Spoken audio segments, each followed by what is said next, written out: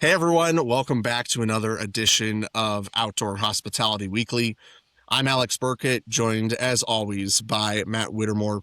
And today we are going to be breaking down the rise and possible fall of LOGE Camps, a brand that we have talked about before in some of our top 25 player lists. As a refresher, LOGE Camps is a lifestyle outdoor lodging brand that blends motel rooms, cabins, kind of an outdoor community into something that at the time was really branded as the future of outdoor hospitality. What once was up to 17 locations, they scaled fast during the outdoor boom, but now they are facing some financial strain. So, what happened? We'll discuss it all today on this week's episode. Matt, how's it going before we dive into this little bit of news here? Pretty good. I wish it was a better topic to discuss today. Obviously, unfortunate, kind of sad story about a group that we were really excited about, and we weren't super familiar with their internal workings, and still really aren't. But as outsiders, I think we were both pretty big fans of what they had built and what they were working on and what they seemed to stand for, and to kind of sum it up to start a little bit is this is a really hard business. It serves as a reflection of that, and as somebody that's documented my own challenges and struggles in this business, it's just sad. A lot of people wrapped up in it. Almost $40 million, tons of locations, relatively, and employees and communities, and it seems like it's working towards an unfortunate sort of resolution, but still some things open ended. So, other than that, doing pretty well. Glad to be back in the swing of things with this podcast with you and churning out some content. And I think unfortunately we've got some stories to cover that are not so positive, but we felt like it was a kind of our duty to shed some light on this because we had mentioned Lodge as a group to watch, and we want to keep it balanced, and it's only fair to do our best to share the news. And I thought it was pretty curious that this wasn't really covered in the news at all. This isn't actually that fresh of a story, uh, and this will serve as kind of a teaser for a project we've been working on off and on for quite a while, honestly, and it's exciting that it's going to finally see the light of day as our industry player report that we'll be releasing in coming weeks. And that's how this actually was discovered. We were working on updating our industry player profiles, and this came up. Because we were looking at number of locations, who's scaled, who's sold properties, and we had lodge camps on there for a 17 locations, and the research came back of not so fast. It's they've got 2 to 3 locations on their website booking, 3 locations on the website. It looks like one of those is already closed for future reservations, so maybe only 2 properties for the time being are actually taking reservations. So um, not to jump into it already, but how are you doing, Alex? I'm doing great, and yeah, as you said, I'm sure towards the latter part of the episode we'll talk about kind of my week. I spent some time in West Virginia this past week at the Ojai and George O'Leary National School of Outdoor Hospitality.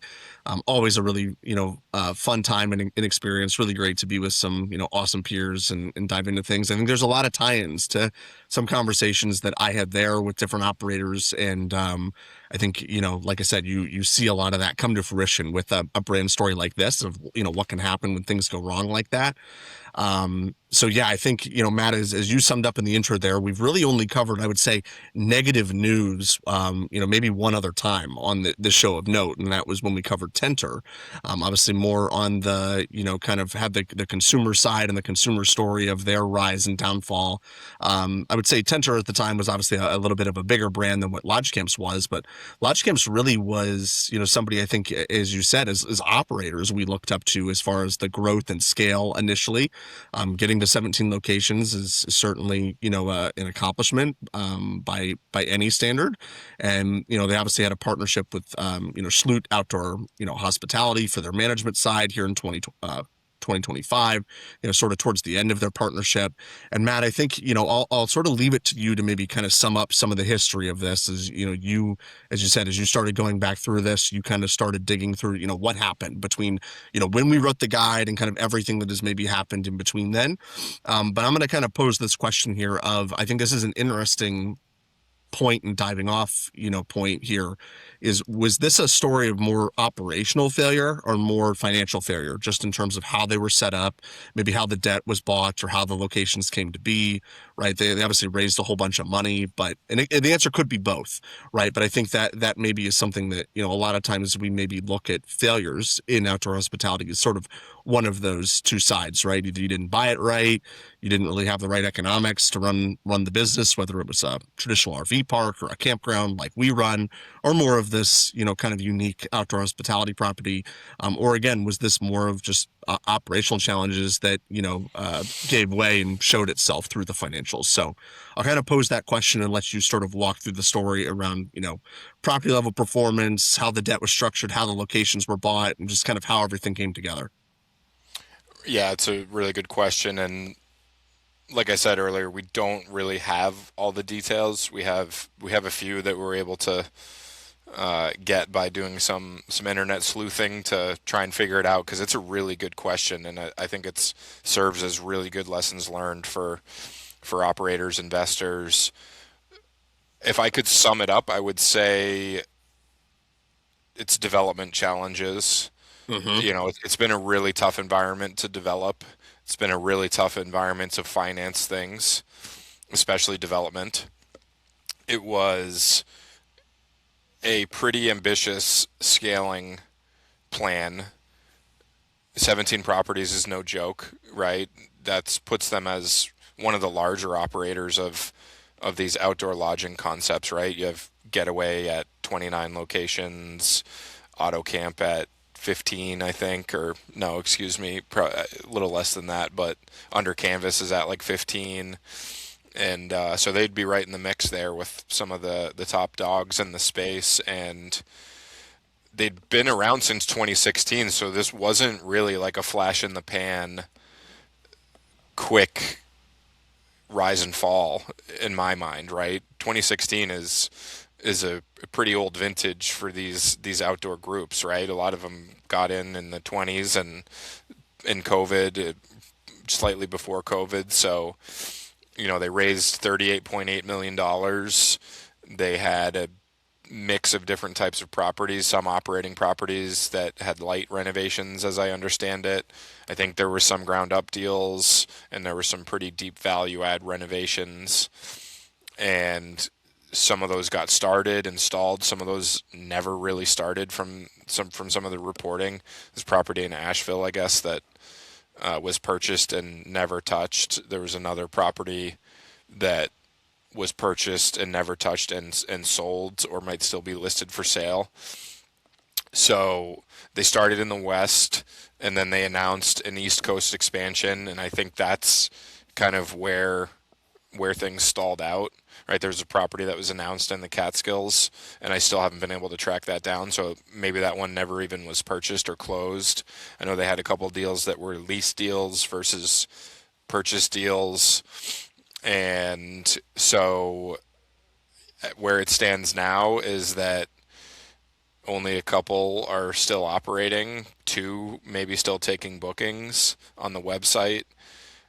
There is a chief restructuring officer that's been brought in to kind of take care of the transition into whatever the next phase is. I would have to assume that that's probably liquidation, disposition, whatever you want to call it, of these properties. It's a shame, and we don't have any knowledge of exactly why this all happened, but I think we all know that this is a really tough business to scale. It's very operationally intensive, and adding that all together of quickly scaling, mixing in a bunch of heavy development, and scaling a hospitality operation and brand is quite a challenge, right? We see all these positive stories and and acquisitions and splashy M&A, and it it might give people the idea that glamping and outdoor lodging and outdoor hospitality is all sunshine and roses and all graphs, going up and to the right, and that's typically what ends up in the news. But there's also these stories, and it's as we've stated, it's sad, it's unfortunate. It's not. This is not right about dancing on anyone's grave. It's a terrible story, and it's a lot of people involved, a lot of people's lives affected, and it's a shame. And they could have done everything right. We don't know. It's just a difficult environment. It's a really challenging thing to set out to do, even in the best of environments. So that's my big takeaway. Yeah, and obviously, I had mentioned, Schlute Outdoor Hospitality Group in my intro. They brought them in 2025, so it's only the beginning of 2026 here. I kind of look at that as a reaction to everything that you just mentioned, right? Having so much to do on the development side, that's a whole, that's very capital intensive, a whole kind of arm of the company focused on that, right? And trying to really, get the properties that aren't revenue generating to begin to produce revenue. I kind of look at that as a reaction, right? Trying to say, hey, let's bring in a group, partner with them. They're good at the hotel operations part of this. We might be good on the acquisitions and, at least thinking that they could identify good properties, go in and kind of renovate and rehab them, add the branding elements. And, if you look at some of the pictures, I mean, the properties that they did renovate looked great. Very cool concept. I think a lot of their locations were locations you would expect to find a really cool outdoor hospitality brand. As you said, on paper, it all is looking and sounding good and promising, but it might have just been too much to chew off at one time. I wonder what would have happened if they would have kind of resolved themselves to say we don't want to operate these earlier on in the process, developed a partnership like that sooner, and maybe focused on core competencies of like we can only renovate what money we're bringing in, right? And that might have slowed the pace. It might have made them a little bit more just thoughtful and pragmatic about the way in which money was being deployed and how it was being spent and how growth was happening. As you said, we'll never know. We'll never know the what if of what would have happened. But that's obviously, I think, was a reaction to that. But you do bring in on another expense load when you're doing that too. Obviously, that management is not free. You have management fees that you're paying. You're probably also not in a great position where you're able to pay your expenses at some of these properties, especially if they're helping, Schlute was helping manage properties that weren't really revenue producing or generating to begin with. You're just stacking an expense, onto a property that, already was not at a great spot. So, that's sort of where I look at and say, hey, it probably was a bit of both from the financial and development side, money going out, not enough money coming in from the existing parks that were operational, maybe not knowing what they were doing as much on the operations side of it. And again, more focused on the development side. Again, that's my read on it. And I just wonder what would have happened if they would have reacted sooner. Yeah. I'm sure, I, again, you see this on the unhitched side too, right? Trying to come in and look at and help properties that are in a similar boat. Probably not on this scale, but I think this is a lesson that translates across, all different types of assets in outdoor hospitality. right. And I think it's Schulte Hospitality. Oh, right. Okay. And Leave it to me to yes, butcher the names.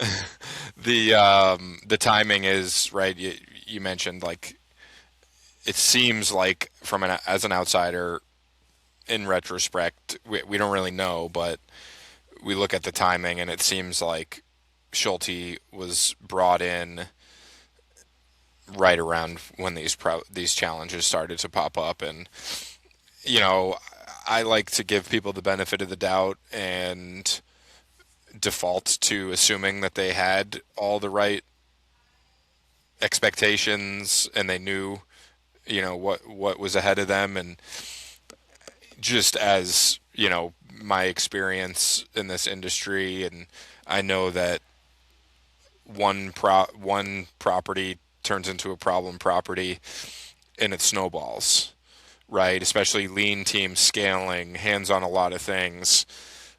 One development stalls, one, you get into trouble with one property, that sucks up all your attention, that sucks up the attention of the team.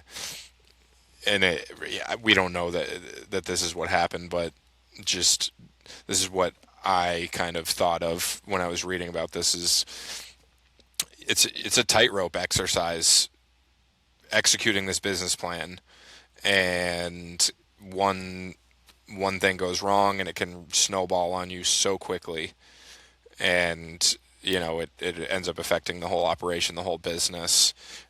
We've talked about this in prior episodes and newsletters pretty much from the beginning, that raising money for these things is a whole new dimension. You are forced to scale because it right until you hit scale, the way private equity works, the way using other people's money works, you can't pay yourself a lot off of even these 17 properties, right?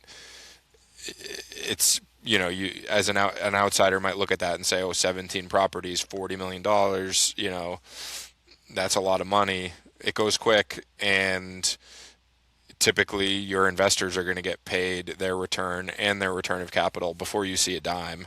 You might get some fees, but those are typically go to pay your staff, keep the lights on in the business.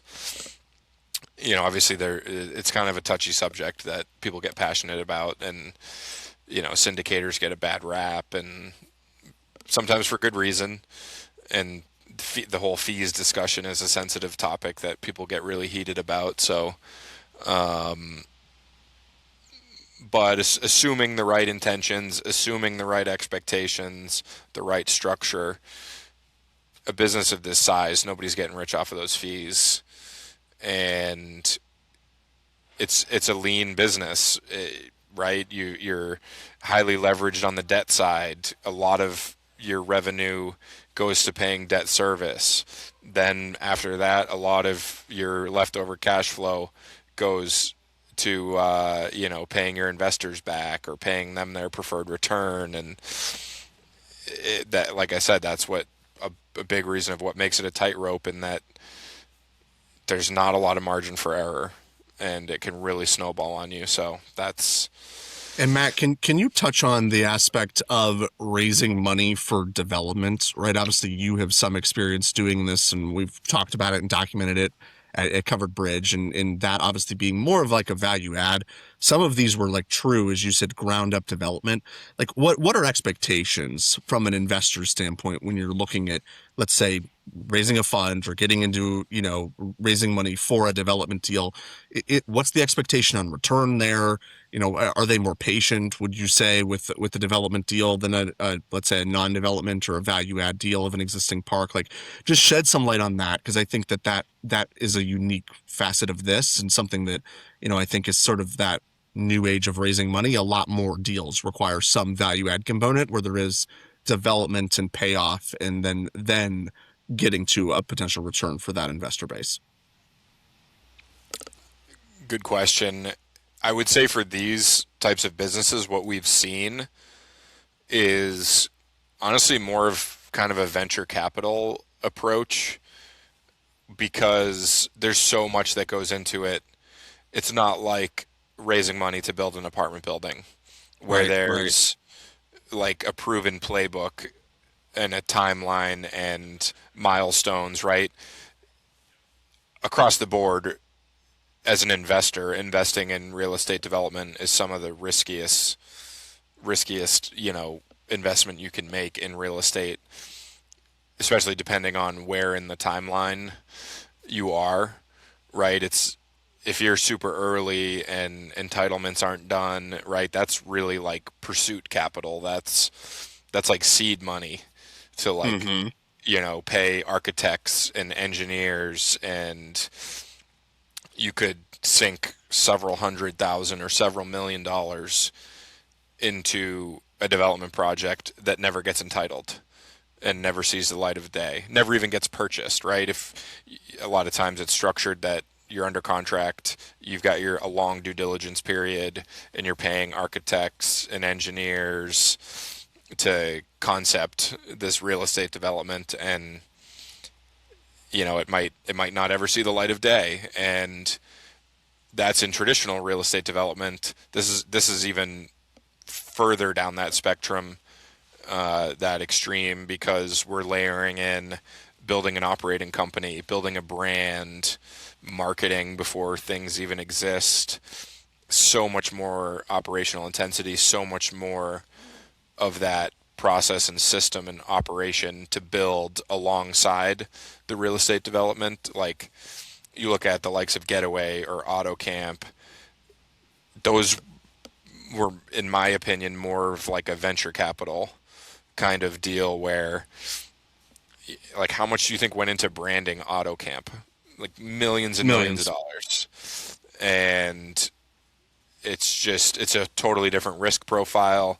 It's a totally different tier of like patience, as you said, right? It's a rich man and rich woman's game, real estate development. That's been my big takeaway, and I think it's even more intensified here. So a lot more risky, a lot more patience required.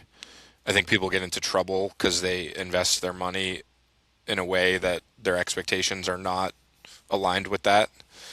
I don't know if that's what happened here. We have no evidence of that, so not making any assumptions with that. But I think generally there's an air and a kind of vibe that maybe is coming back down to earth. I would hope so, in Right. this That's industry, that like the fundamentals are insane, the demand is insane, everybody's going outside. It's one of the changes.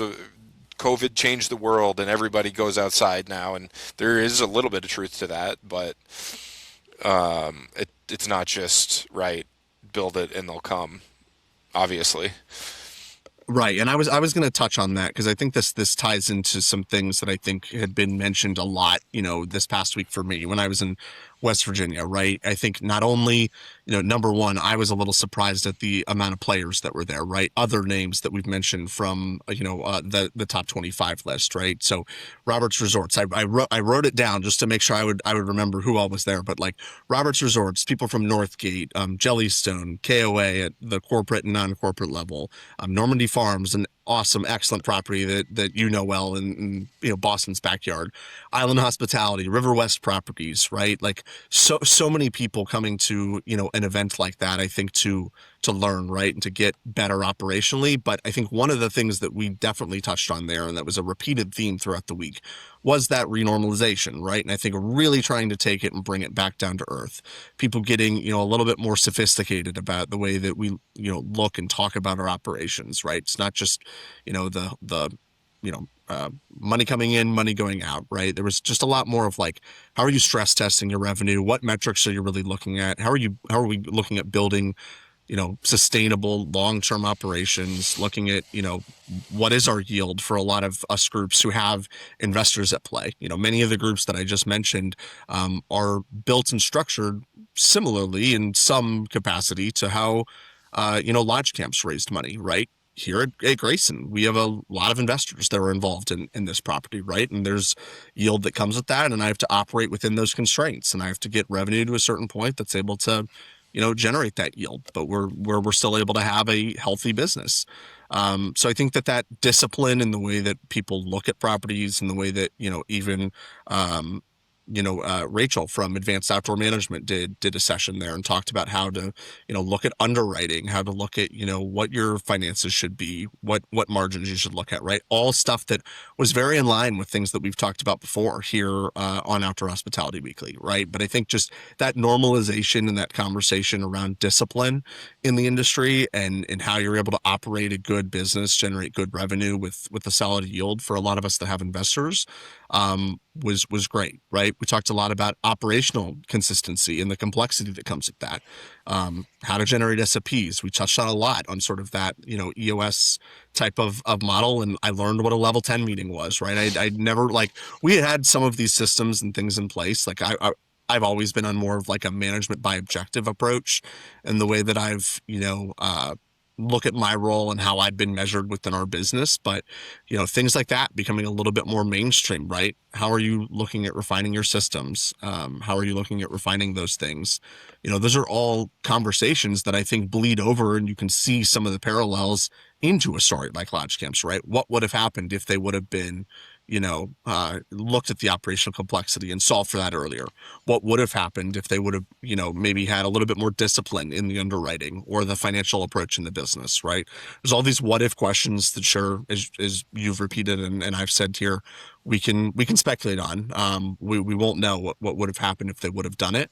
But I think the more that this conversation, in the way that the industry matures, the way that new people, like me, go through a school like that and come out with that sort of approach and that discipline, I think that you know, should, in theory, make the industry healthier in those conversations that you're having, in the way that at least we're thinking about operating the properties. It might not temper investor expectations better. A challenge I'm sure, again, you deal with a lot.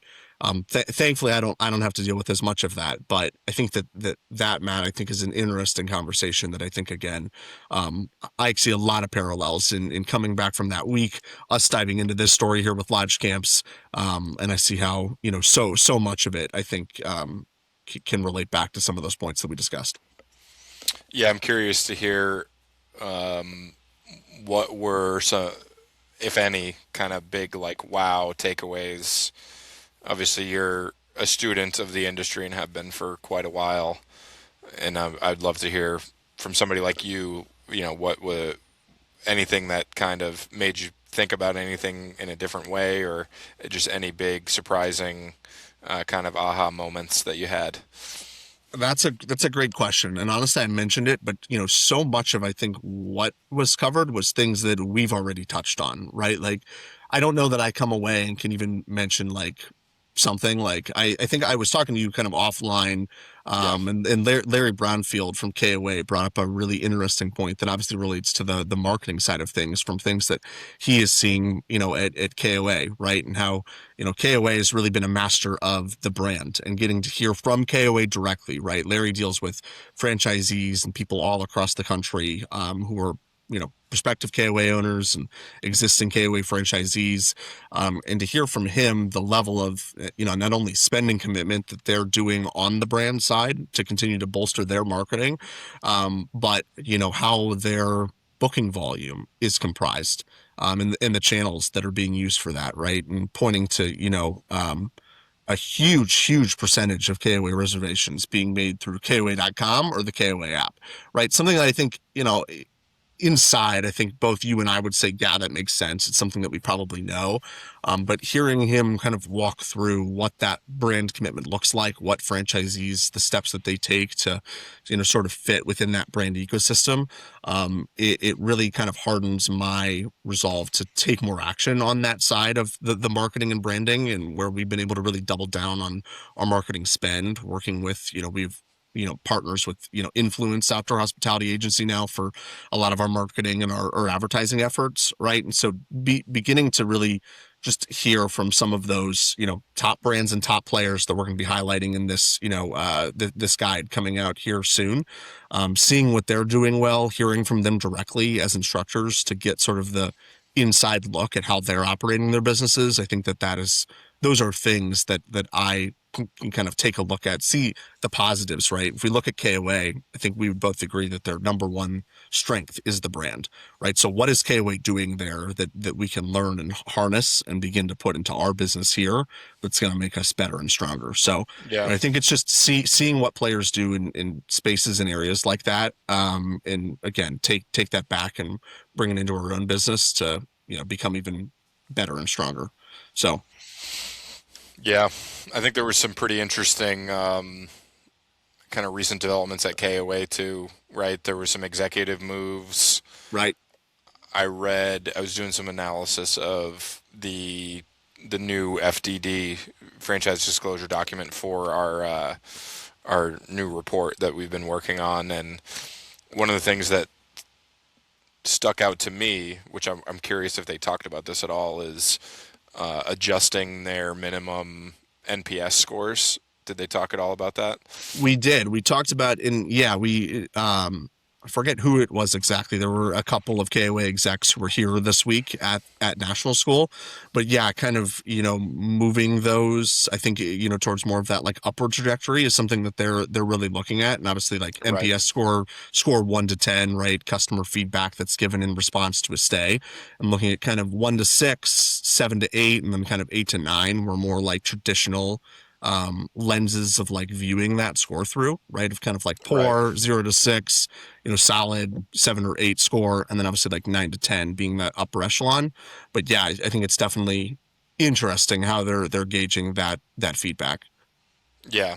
Which I think they did it. They implemented a change there, and my read on it was that it might put a lot of pressure on the lower performing KOAs out there, and Right. it might result in talking about the brand. It might result in a little bit of a contraction of the number of KOAs out there.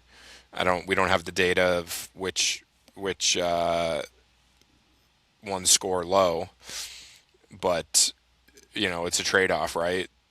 But Part is that of right? That's more quality in the brand, Yeah, right? And I mentioned to you, right, of knowing folks at Jellystone as well, an organization I'm a little bit more connected with than KOA. They've made a similar push in the last few years, and again, all of this being public here of brands that at least or locations that they thought didn't necessarily maybe align to the long-term vision of what the Jellystone brand was going to be. right. They're no longer a part of the system, right? And there's obviously new locations that are being announced that do fit the system more or with, better operators, you would say, that they think they can build with for the long term. But I think that there's been that shift, particularly on the franchise side with KOA and Jellystone, to maybe focus more on that quality, right? I've driven by some KOAs, some really nice properties, and some really, Sure. I would say, and this is not a shot, but just some average properties, right? Where they kind of looked like most other campgrounds, and apart from the brand, I was hard pressed to find like what was special beyond, let's say, the service or the brand or the you know level of the operation that they have. And again, I'm sure they do a great business, but I think that they're really, and I would say rightly so, trying to focus on what are the highest performing spectacular KOA properties that lead to that like long-term success of the brand moving forward. Yeah. Well said. Yeah. So Matt, with that, anything else you want to talk about before we wrap up for this week? I know we kind of went from a hard pivot of like the poor news with Yeah. Lodge Camp into some a cool experience that I had at national school, right, and a really like awesome celebratory moment, and then talking about kind of the future with some of these franchise operations in KOA and Jellystone. So a lot happening, obviously a lot of complexity in this week's episode. I'm sure like many of you, and like how we went through searching for some info here, we don't have all the answers. I don't think all the answers are out here, but I'm sure as more updates come with Lodge Camps, if there's anything newsworthy, we'll be sure to cover it either in a social media post or in another weekly edition of Outdoor Hospitality Weekly. Another reason to subscribe weekly is to make sure to get those updates as we release them. That report that Matt and I teased throughout this episode should be launching here soon. No timetable or date that's been announced yet, but trust we are hard at work at compiling this info and getting ready to share it. So please subscribe now if you haven't, so that you don't miss out on that update when that drops. And you can be notified of every time we post a podcast or news article, and stay informed with everything that we've got going on here. So Matt, with that, we'll see everybody here next week. Thanks, Alex. Thanks.